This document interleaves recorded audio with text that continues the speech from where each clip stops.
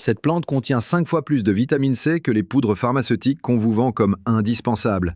Et pourtant, elle pousse discrètement sous vos pieds, dans les friches, les potagers oubliés, les lisières de villages du Kazakhstan jusqu'aux plaines détrempées d'Ukraine. On l'appelle aujourd'hui mauvaise herbe. Les anciens, eux, la conservaient comme un talisman de survie, l'égal de l'or. Ce qu'ils ne veulent pas que vous sachiez, c'est que cette plante, Brassica rapa variété japonica en latin, était autrefois un pilier alimentaire, un garde-fou biologique contre la famine, un moteur silencieux des civilisations. Mais l'industrie préfère qu'on la considère comme un déchet végétal, une curiosité qui ne mérite ni espace ni attention. Parce qu'admettre sa valeur reviendrait à exposer une impossibilité biologique, une culture capable de nourrir une famille entière en moins d'un mois, sans engrais, sans machines, sans marché. Une plante dont le secret a littéralement été enterré sous l'asphalte. Imagine une scène, hiver 1917, ville assiégée de Minsk. Le froid claque comme un fouet. Les réserves officielles s'épuisent. Pourtant, dans les arrière-cours, dans les bandes de terre coincées entre les maisons en bois et les palissades, une poignée de familles survivent grâce à un rituel transmis par les grands-mères. Des semis de cette plante foudroyante qui pousse même lorsque la neige la recouvre à moitié. En 12 jours, les premières feuilles sont déjà là, vertes, allongées, vibrantes de vie. En 20 jours, la récolte est complète. On coupe, on cuisine, on repart. Cycle après cycle, ces feuilles fines empêchent la famine, comme elles l'avaient fait dans les hameaux de Biélorussie pendant les hivers du XIXe siècle ou dans les steppes kazakhes lorsque les troupeaux manquaient. On raconte même qu'un bataillon entier, durant la Seconde Guerre mondiale, survécut 3 semaines retranché près de Poltava grâce à cette culture express que les soldats nommaient la plante éclair. Et pourtant, aujourd'hui, personne ne la mentionne. Secret enterré sous l'asphalte, disais-je ? Voici pourquoi. Dans un monde où la nourriture doit être lente, chère, emballée, transportée sur des milliers de kilomètres, une plante capable de passer de la graine à l'assiette en moins de 25 jours est un danger. Ce n'est pas une ressource, c'est une menace. Une menace pour Big Ag, pour Big Pharma, pour tout un système fondé sur la rareté organisée. Car comment vendre des compléments vitaminiques si une simple poignée de terre suffit à produire un super aliment complet ? Comment rentabiliser des légumes calibrés pour le stockage si une variété ancestrale pousse plus vite que les chaînes logistiques elles-mêmes ? Cette plante refuse les règles du marché. Elle ne se garde pas, ne se transporte pas, ne se laisse pas industrialiser. Elle ne dépend que d'une chose, la main du jardinier. Et cette autonomie, l'industrie ne peut pas la breveter. L'ironie, c'est que pendant que les supermarchés vous vendent des jeunes pousses exotiques hors de prix, dans les campagnes russes, on continue d'appeler ce trésor par son vieux nom populaire, transmis oralement comme une relique. Dans les datchas de la région de Kalouga, on la sème encore en bandes serrées. Dans les villages ukrainiens, les babouchkas en préparent des bouillons verts pour fortifier les enfants. Dans les zones rurales du Kazakhstan, elle pousse spontanément, transformant des terrains abandonnés en laboratoires vivants de résilience. Et pourtant, partout en ville, on répète que ce n'est rien d'important. Une ombre, un déchet, une plante qui a nourri des peuples entiers, rabaissée au rang de mauvaise herbe pour préserver un système de dépendance. Mais ouvrons l'archive, dépoussiérons les récits. Dans l'Égypte ancienne déjà, les scribes mentionnaient une verdure qui renaît plus vite qu'un soldat ne lève son bouclier. Dans l'Empire romain, les légions en campagne transportaient des sacs de semences capables de produire en quelques semaines de la nourriture fraîche, indispensable lors des longues marches. Les marchands de la route de la soie la troquaient comme une denrée stratégique, car son cycle stupéfiant la rendait plus sûre que toutes les réserves séchées. Et partout, de l'Oural aux Carpates, elle portait la même réputation, la dernière plante à mourir, la première à revenir. Le panneau solaire du potager, convertissant la moindre goutte de lumière en nourriture en un temps record. Alors pourquoi, aujourd'hui encore, persiste-t-on à la balayer du revers de la main ? Peut-être parce qu'elle porte en elle un message dangereux, celui d'un retour à l'autonomie alimentaire, d'une reconquête du temps, d'une rupture avec l'idée que tout doit venir du magasin. Cette plante rappelle que la nature a déjà tout prévu, que l'abondance existe sans engrais ni plastique, et que les anciens, eux, savaient. Ils en faisaient des soupes, des salades, des potions médicinales. Ils en tiraient des racines croquantes, des feuilles tonifiantes, des pousses capables de revitaliser les malades. Aujourd'hui, il ne reste qu'un nom savant, Brassica rapa, variété japonica, et un silence autour de son véritable potentiel. Ce qu'ils ne veulent pas que vous sachiez, c'est que ce silence n'est pas un oubli, c'est un effacement organisé. Car une plante qui nourrit trop vite, trop bien, trop simplement, ne rapporte rien. Et tout au long de l'histoire, elle a montré de quoi elle était capable. Sauver des villages, traverser les crises, repousser la faim lorsque tout le reste échouait. Une plante trop efficace pour notre époque de lenteur industrielle. Une plante qui dérange. Une plante qui pourrait, en 25 jours, changer votre rapport à la nourriture. Et tout commence ici. On parle souvent de miracles agricoles comme s'ils appartenaient à un passé trop lointain pour nous concerner. Mais ce qui suit relève presque de l'impossibilité biologique. Comment une plante peut-elle transformer quelques granulés de lumière en un torrent de vitamines en seulement 20 jours? Comment une racine aussi fine qu'un doigt peut-elle concentrer plus d'antioxydants que des compléments vendus 15 € la boîte? Ce qu'ils ne veulent pas que vous sachiez, c'est que cette magie n'a rien d'un mythe. Brassica rapa, variété japonica, connue dans les villages d'Ukraine sous le nom de moutarde japonaise ou zelionka rapide, était autrefois l'allié nutritionnel des familles modestes, un bouclier contre la fatigue hivernale, un concentré de minéraux à portée de main. Aujourd'hui, elle est volontairement reléguée derrière les légumes qui rapportent, ceux qui poussent lentement, se transportent bien, s'accrochent à l'économie comme une boucle infinie. Mais revenons dans les archives. Été 1921, dans un village près de Gomel. Les récoltes de pommes de terre ont été détruites par un printemps trop froid. Les céréales sont maigres, la famine menace. Les habitants se réunissent, cherchent une solution. C'est alors qu'une femme âgée propose de ressortir un sachet de graines que sa mère lui avait transmis pendant l'Empire russe, un sachet qu'elle avait conservé comme un héritage, des semences de cette plante éclair. En 3 jours, les premiers filaments verts apparaissent. En 10 jours, les enfants cueillent déjà les jeunes feuilles pour les mélanger à la catcha. En 22 jours, les familles récoltent de quoi tenir une semaine complète. Et lorsqu'on replante immédiatement, la roue tourne, inarrêtable. Ce cycle rapide a littéralement empêché un exode massif. Voilà l'histoire que personne ne raconte. Car elle prouve que l'autonomie alimentaire n'est pas un concept moderne, mais un savoir effacé. Pendant la Seconde Guerre mondiale, les rapports non officiels des hôpitaux de campagne soviétiques mentionnaient des décoctions de feuilles vertes administrées aux soldats souffrant de carences sévères. Les médecins notaient une récupération plus rapide, une amélioration du tonus musculaire. Ils parlaient de « légumes tonifiants du front ». Ce n'était pas du chou, trop lent, pas du cresson, trop fragile, c'était Brassica rapa, variété japonica, dont la richesse en vitamine C pouvait atteindre 130 mg pour 100 g de feuilles fraîches, 3 fois plus que les agrumes importés, 5 fois plus que certaines poudres pharmaceutiques standardisées. Sa teneur en vitamine A surpassait celle de la majorité des légumes-feuilles qu'on vend aujourd'hui comme super, alors que leur valeur chute drastiquement après stockage. Et puisque cette plante est récoltée et consommée le jour même, aucun transport ne vient oxyder ses nutriments. Son mécanisme biologique est fascinant. Ces feuilles agissent comme de véritables panneaux solaires hyperactifs. Elles convertissent immédiatement l'énergie lumineuse en tissus riches en chlorophylle, caroténoïdes, flavonoïdes et acides gras rares.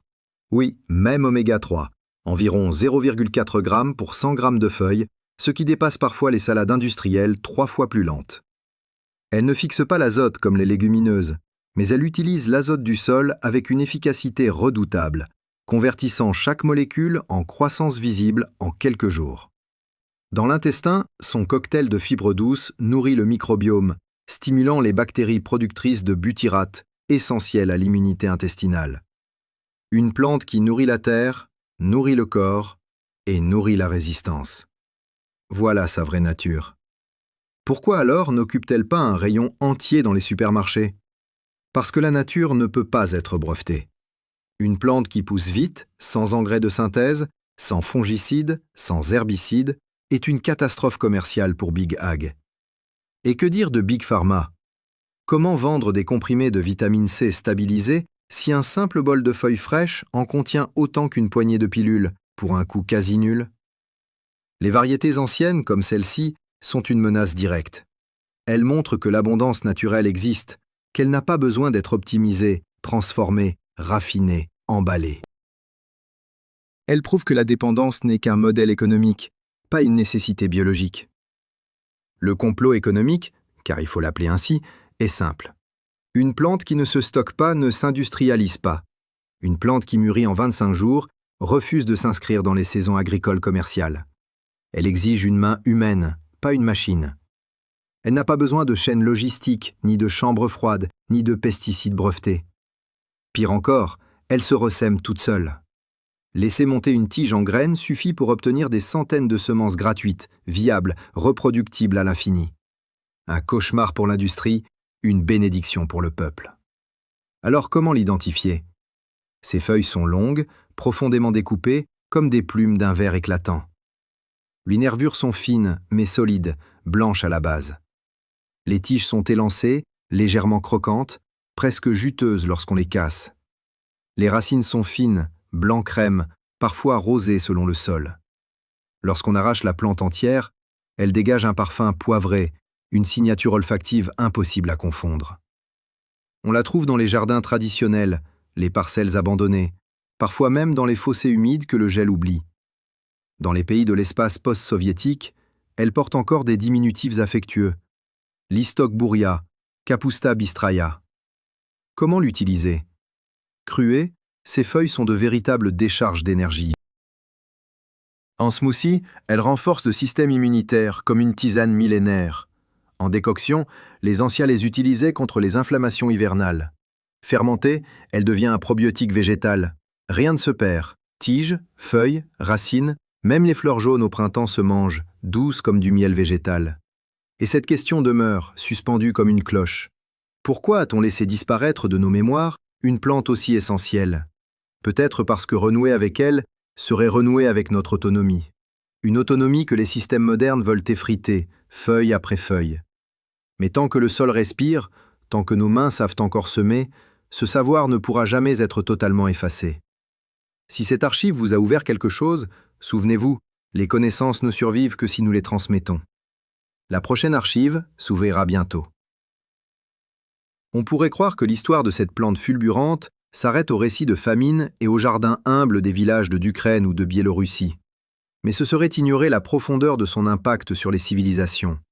Brassica rapa, variété japonica, n'était pas seulement un aliment, c'était une stratégie de survie, un outil politique, presque un instrument diplomatique silencieux que les peuples utilisaient lorsque le monde vacillait.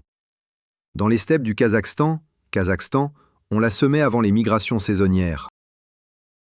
La plante germait si vite qu'elle fournissait un tapis de verdure comestible avant même que les troupeaux ne reviennent. Dans les villages frontaliers de Russie, elle était cultivée sur les bandes de terre entre les maisons, ces interstices où personne n'aurait pensé voir naître un aliment aussi puissant. On l'appelait parfois la fille du vent, parce qu'on disait que le souffle d'une bourrasque suffisait à la faire pousser. Une exagération poétique, certes, mais révélatrice. Cette plante n'obéissait pas au calendrier agricole ordinaire. Elle vivait dans une accélération permanente. Les archives plus anciennes racontent un épisode fascinant. Au XIIIe siècle, lors des raids tatars, plusieurs villages de la région de Polotsk échappèrent au désastre complet grâce à cette plante. Les envahisseurs avaient brûlé les réserves, pillé les greniers, mais personne n'avait prêté attention aux petites parcelles cachées derrière les puits. Là, sous les cendres, les graines de Brassica rapa, variété japonica, attendaient. Une pluie, un rayon soleil, et en 8 jours, les premières pousses s'élevaient déjà. Les chroniqueurs parlent d'une verdure miraculeuse revenue des morts. Les enfants en mâchaient les tiges crues, les femmes en faisaient des décoctions pour combattre la dysenterie. Cette plante a littéralement empêché des villages entiers de disparaître de la carte. Voilà ce qu'on appelle un secret enterré sous l'asphalte. Un savoir tellement vital qu'il aurait pu remodeler l'histoire, mais que la mémoire collective a laissé se dissoudre. Et puis vient la partie que l'industrie préférerait effacer d'un grand coup de chiffon. La révélation scientifique moderne. Si l'on analyse une poignée de feuilles récoltées le jour même, on observe un profil nutritionnel presque aberrant comparé aux légumes standardisés. Jusqu'à 140 mg de vitamine C pour 100 grammes, autant que certains comprimés haute dose. Environ 4500 unités internationales de vitamine A, soit plus que la laitue iceberg qui n'en contient presque pas. Une teneur en calcium qui rivalise avec le chou frisé vendu comme super aliment et pourtant consommable en 3 semaines au lieu de 3 mois. Du fer à raison de 1,5 à 2 mg par portion, ce qui en fait un outil précieux contre les carences hivernales. Mais surtout, un ensemble d'antioxydants rares, Glucosinolate, quercétine, camphérol, qui augmentent lorsque la plante est cultivée en conditions difficiles. Autrement dit, plus le climat est rude, plus la plante devient médicinale. Un paradoxe biologique que les laboratoires pharmaceutiques n'aiment pas voir popularisé. Le secret de son efficacité réside dans son métabolisme hyperactif. Contrairement aux légumes à croissance lente, qui stockent énergie et nutriments sur des semaines, Brassica rapa, variété japonica, pratique une photosynthèse d'urgence. Chaque photon absorbé est immédiatement transformé en expansion cellulaire, générant des feuilles nouvelles en cycle accéléré. Ces racines, bien que petites, sont de véritables chefs-d'œuvre d'ingénierie naturelle. Elles aspirent l'eau et les minéraux avec une vitesse supérieure à celle des autres brassicacées, concentrant calcium et azote dans des tissus denses. C'est cette densité qui explique sa saveur poivrée, un signal naturel de puissance. Elle ne produit pas beaucoup de fibres ligneuses, car elle n'a pas le temps. Elle privilégie l'énergie brute, immédiatement utilisable par le corps humain. C'est biologiquement une centrale électrique végétale miniature. Alors pourquoi n'apparaît-elle pas en tête de gondole dans les supermarchés ? Parce qu'elle brise toutes les règles du modèle économique moderne. Une plante qui pousse en 20 jours retire aux industriels le contrôle du temps. Une plante qui se ressème d'elle-même retire aux producteurs le contrôle des graines. Une plante qui doit être consommée fraîche retire aux distributeurs le contrôle du transport.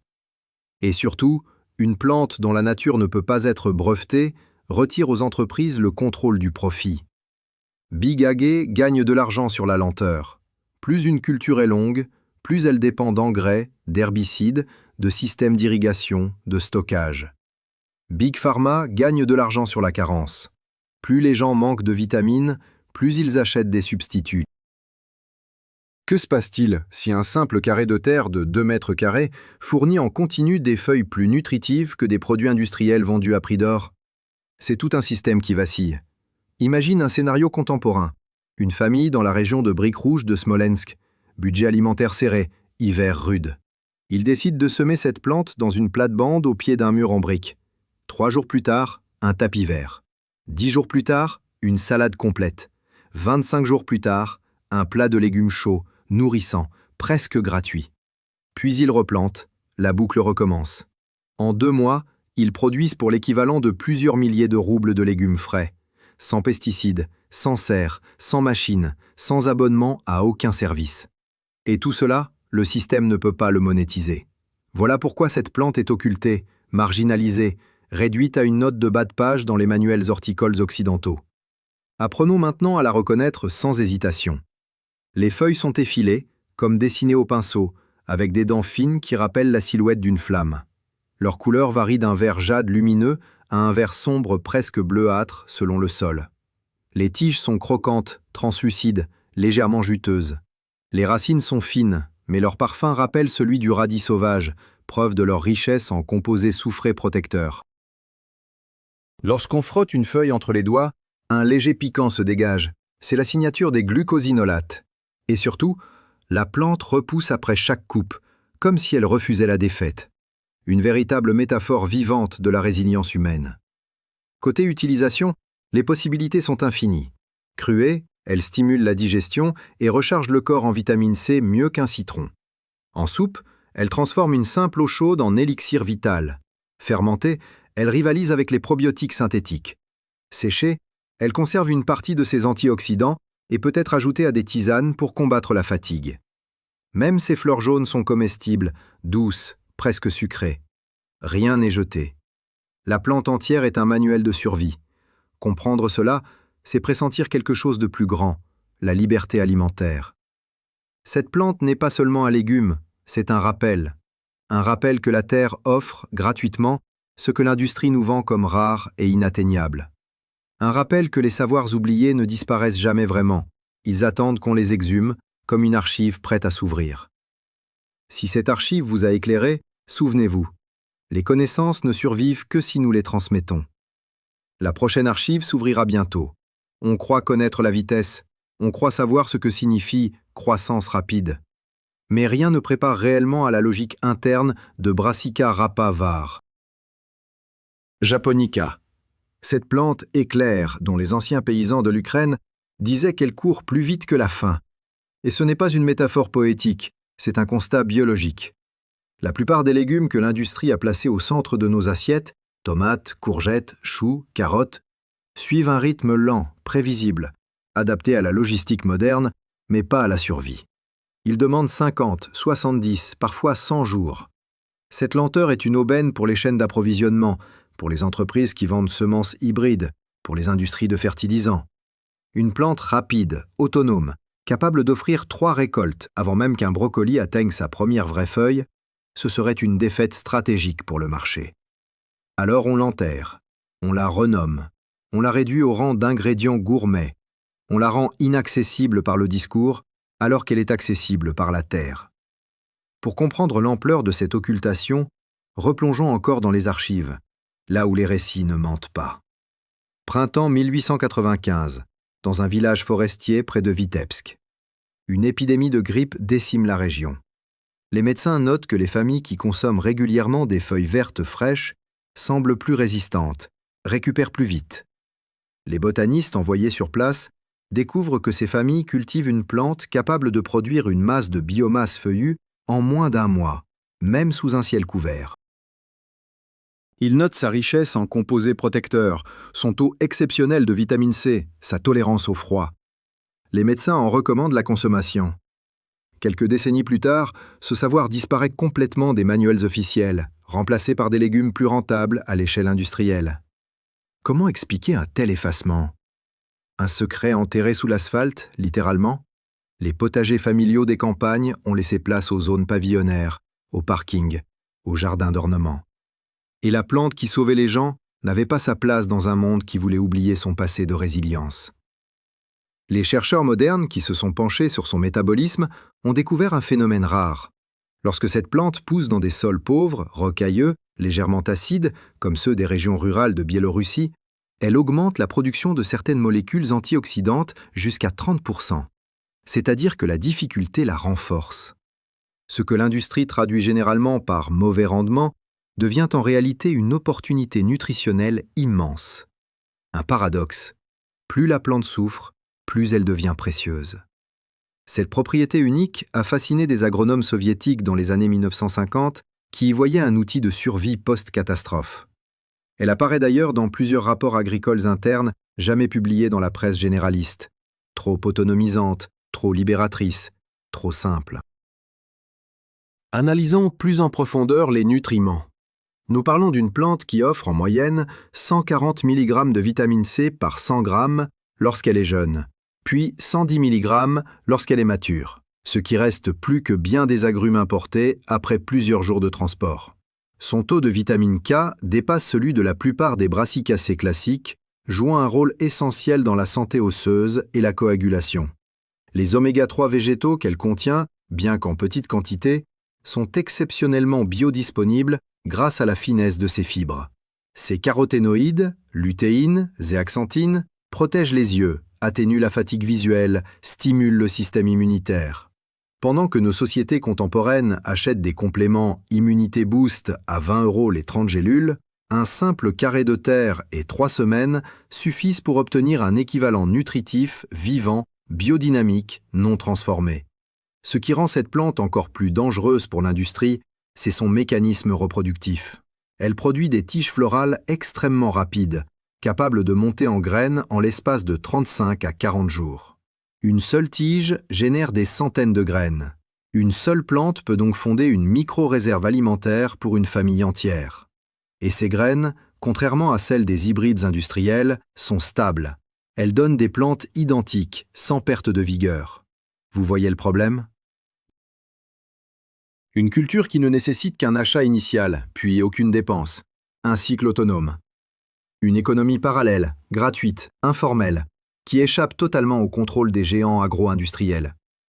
Naturellement, cette capacité a été qualifiée de non pertinente commercialement.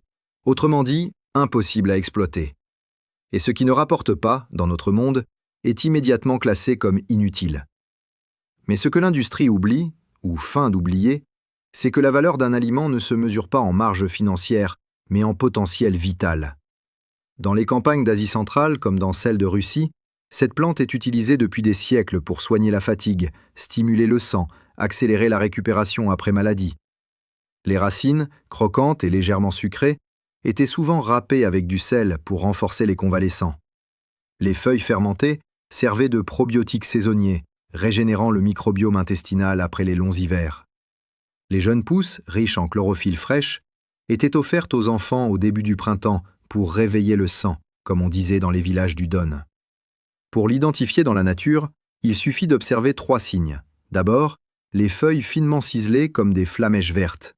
Ensuite, la texture unique, souple mais ferme, presque élastique. Enfin, l'odeur poivrée lorsqu'on la froisse. Aucune autre plante sauvage ou cultivée ne combine ces 3 caractéristiques. Elle se plaît dans les sols légèrement humides, mais pousse même dans les coins oubliés des jardins, là où rien d'autre ne prospère. Une plante qui choisit les marges. Voilà pourquoi elle est restée dans l'ombre. Comment l'utiliser? Cruer pour conserver toute la vitamine C. Hacher dans les soupes pour ses propriétés reminéralisantes.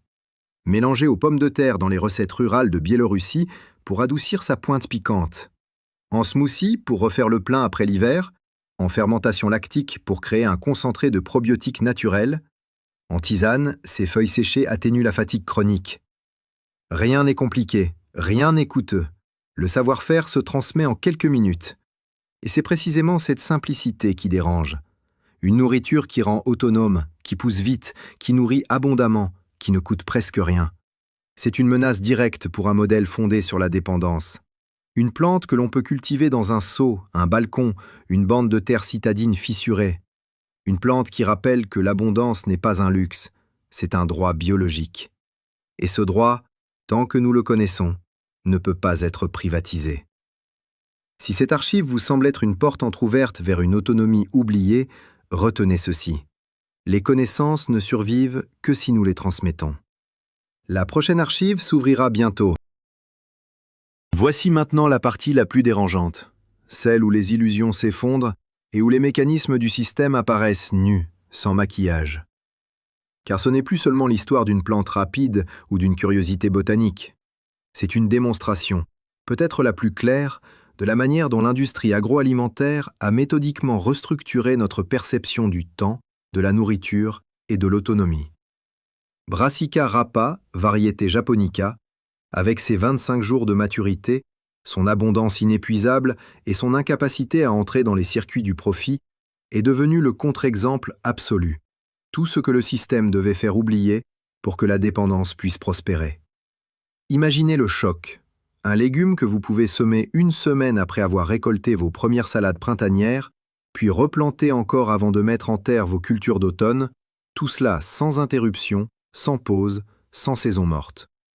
3 récoltes pour le prix d'1. Un rendement temporel inacceptable pour les modèles commerciaux modernes. Car pour les géants de l'agriculture, le temps doit être monétisé. Les mois d'attente entre semis et récolte sont la colonne vertébrale de toute la chaîne économique. Engrais vers traitement, vers irrigation, vers stockage, vers transport, vers transformation, vers vente. Un légume capable de court-circuiter ce cycle est un sabotage spontané de l'économie industrielle. Voilà pourquoi son potentiel a été enterré sous des décennies de silence. Et pourtant, dans les campagnes de Russie, de Biélorussie, du Kazakhstan, cette plante a continué de vivre dans les interstices, comme une archive respirante. Les datchas soviétiques, ces petites parcelles agricoles où les familles cultivaient leurs propres légumes, furent l'un des derniers refuges de ce savoir. On raconte qu'à la fin des années 1970, alors que les étals urbains étaient parfois vides à cause des pénuries, les familles qui maîtrisaient la rotation ultra rapide de cette culture ne connaissaient presque jamais le manque de légumes verts. Elles plantaient au début du printemps, récoltaient en avril, replantaient, récoltaient encore et poursuivaient jusqu'au premier gel. Même un automne précoce ne pouvait pas stopper cette plante dont les feuilles continuent de croître à 5 degrés Celsius et dont les racines survivent à des pointes de gel qui anéantissent les autres brassicacées. Regardons de plus près ce que cela signifie sur le plan biologique. Cette plante semble violer plusieurs lois implicites de la botanique moderne. D'abord, elle associe vitesse extrême et densité nutritionnelle élevée. Normalement, les légumes qui poussent vite manquent de nutriments parce qu'ils n'ont pas le temps de les accumuler. Ici, c'est l'inverse. Plus elle pousse vite, plus elle concentre vitamines, minéraux et antioxydants. Comme si son métabolisme compressait des semaines de croissance en quelques jours. Ces cellules feuillues sont saturées de chlorophylle active, un pigment qui agit dans le corps comme un puissant agent détoxifiant et réparateur. Ces glucosinolates, molécules sulfurées connues pour leurs effets protecteurs, atteignent des concentrations supérieures à celles des choux cultivés industriellement. Et contrairement aux légumes stockés dans des chambres froides pendant des semaines, cette plante conserve 100% de ses nutriments lorsqu'elle est consommée le jour même. La fraîcheur absolue, c'est le crime impardonnable du point de vue industriel. Elle ne génère pas de marge. Parlons maintenant de l'aspect écologique. Cette plante n'a pas besoin d'engrais azotés issus du pétrole, ces mêmes engrais qui enrichissent les géants de la chimie. Elle puise dans le sol avec une telle efficacité qu'une simple couche de compost annuel suffit à maintenir une fertilité constante. Elle n'a pas besoin d'herbicides, car elle pousse plus vite que les adventices. Elle n'a pas besoin de fongicides, car son cycle court empêche les champignons de s'installer. En 25 jours, aucun pathogène n'a le temps d'atteindre des seuils critiques. Cela revient à dire aucune vente de pesticides, aucune dépendance, aucune consommation répétée. C'est une plante qui échappe au business model de la maladie. Trop simple, trop propre, trop naturelle. Alors, elle est évacuée des rayons. Elle est reléguée aux marges des catalogues de semences, vendue comme une curiosité asiatique, comme si sa vitesse était un défaut, comme si son existence était une anomalie dans le grand récit de l'agriculture. Mais c'est dans la pratique quotidienne que cette plante révèle son génie. Suivez ce guide simple, presque enfantin, et vous comprendrez pourquoi elle menace les structures de contrôle alimentaire. Comment identifier la plante ? Ses feuilles ressemblent à des plumes déchirées par le vent, fines, dynamiques, prêtes à bondir, légèrement dentées, d'un vert qui semble presque fluorescent après la pluie. Les tiges, juteuses, sont fines mais fermes. Lorsque vous en cassez une entre les doigts, une goutte d'eau végétale apparaît, pure, vivante, chargée d'énergie brute. Les racines, semblables à de petits radis blancs, dégagent un parfum doux et poivré. Comment l'utiliser ? Les jeunes feuilles à 10 jours sont idéales en salade ou comme garniture crue, riche en vitamine C au point de rivaliser avec les meilleures sources naturelles. À 20 jours, la plante entière peut être sautée, bouillie, fermentée. Ses racines, tranchées et cuites comme de petites pommes de terre ou râpées comme un radis doux, complètent parfaitement les repas d'hiver. Les tiges florales, lorsqu'elles montent en graines, deviennent comestibles, croquantes, légèrement sucrées, parfaites en wok ou en marinade. Et les graines ? Les graines sont le trésor ultime. Récoltées et séchées, elles se conservent des années et vous offrent votre indépendance totale vis-à-vis de tout achat extérieur.